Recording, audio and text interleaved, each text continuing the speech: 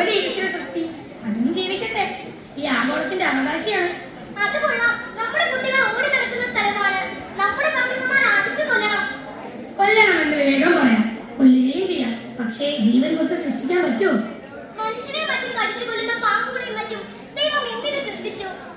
സിംഹം, പുലി, കടുവ, കാട്ടുപോത്ത് തുടങ്ങിയ ഒട്ടനവധി ജീവികൾ എന്തിനു സൃഷ്ടിച്ചു? ഒന്നും അറിഞ്ഞൂടാ. എല്ലാം ദൈവഹിതം.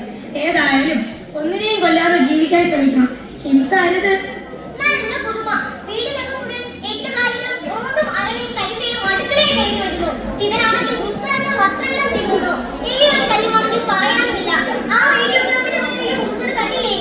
വീടിനകം മുഴുവൻ ചീവീടും എറുമ്പും എട്ടുകാലികളും പണ്ടുകളും. അപ്പോഴാണ് ജന്തുപൂജ. ഞാനൊരു ജന്തുവിനെയും പൂജിക്കുന്നില്ല.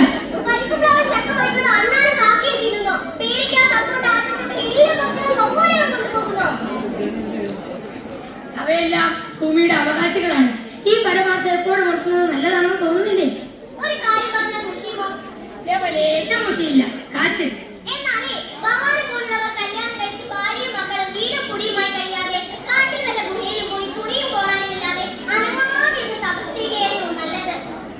തിന്നാനും കുടിക്കാനും പുറം ആദ്യം തരാനും നീ ഉണ്ടെങ്കിൽ ഞാൻ ഏത് ഗുഹയിലും പോയി താമസിച്ച് ഘോര തപസ് ചെയ്യും.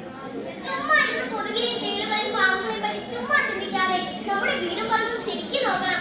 ഒന്ന് എണീറ്റ് വന്നാ പഴുത്ത ചക്ക ഇനി വെച്ച് കയറി ഇട്ടുതാ. പക്ഷികളെ, അണ്ണാനെ ക്ഷമിക്കുക. നിങ്ങൾ ഭൂമിയുടെ അവകാശികളാണ്. തേങ്ങ ആക്കൂല. ഹോ, ഈ മനുഷ്യനെ കൊണ്ട് തോറ്റു. അയ്യോ റബ്ബേ, 30ഓളം കരിക്കുകൾ നിയന്ത്രണം തുറക്കപ്പെട്ട് കിടക്കുന്നു. തേങ്ങയിൽ നിന്നുള്ള കരിക്കുകളാണല്ലോ ഈ കിടക്കുന്നത്. എലികളായിരിക്കണം കുത്തിയിട്ടത്. എലിവിഷമാകണം. ചോറിലോ പഴത്തിലോ വെച്ച് കുറെ എലികളെ കൊല്ലാം. ശരിയാണ്. എലികളെയും ദൈവം സൃഷ്ടിച്ചതാണ്. ഭൂമിയിലെ ഉൽപ്പന്നങ്ങളെ അവയ്ക്കുമുണ്ട് അവകാശം. വീടെല്ലാം ഞാൻ തൂത്ത് വൃത്തിയാക്കി. 200 എട്ടുകാലി, 50 പാറ്റ, 30 ചീവീട്, 5 തേട്, 4 പഴുതാര, 7 വണ്ട്, 2000 മുറുകൾ, 500 ചിതലുകൾ ഇത്രയും ഉണ്ടായിരുന്നു. അവയൊക്കെ കശ്മീരിൽ എന്ത് ചെയ്തു? കൊന്നു. ഭൂമിയുടെ അവകാശികൾ. തേങ്ങ ആക്കൂല.